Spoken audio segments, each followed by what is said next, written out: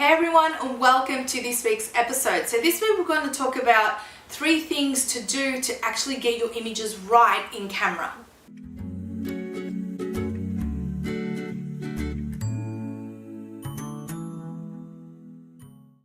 Tip number 1 is manual settings is key. So I know when starting out, a lot of photographers start to use their auto setting on their camera. But if you can start to use your manual settings and understand what each setting does, it's really important. And your manual setting can be found on your camera just up the top on the key. If you just move it along, and it actually just has an M, and that means manual settings. And that allows you to adjust, a lot of things like your light, your shutter speed, your f-stop and things like that.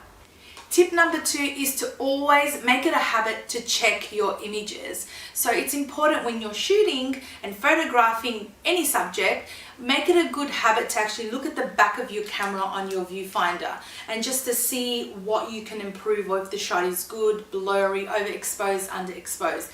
Making this a habit has actually saved me a lot of time from overshooting as well, because now these days I show my clients their images right after their session. So if you can make it a habit to go back and play your images and just see what you shot, that way you understand if that's enough or if you can keep shooting for extra. And I always have this habit that I always look back to see if these shots are good enough, and I call them my safe shots. Just because babies just managed to settle, I take my safe shots. I always have a look at the back of my camera. If I can find I can shoot more, I'll go ahead. If I need to, I'll take more images. Tip number 3 is to actually get it right in the studio, because I've seen so much new photographers start off, especially with newborn photography, if they have, say, the baby on a backdrop that's crinkled or on the beanbag and they haven't smoothed out the backdrop, they all automatically think somehow that it will be easy to smooth it out or fix it in Photoshop.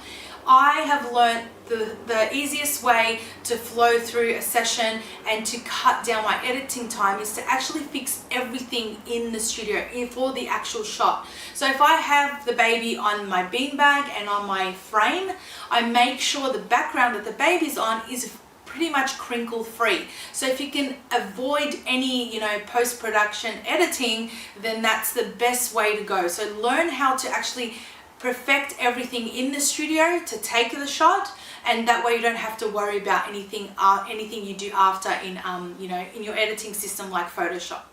So that's it for this week's episode. Really short and simple, but these are pretty much my 3 tips I would give anyone just starting out. So if you have any questions, remember to always leave them below and I will happily answer them for you.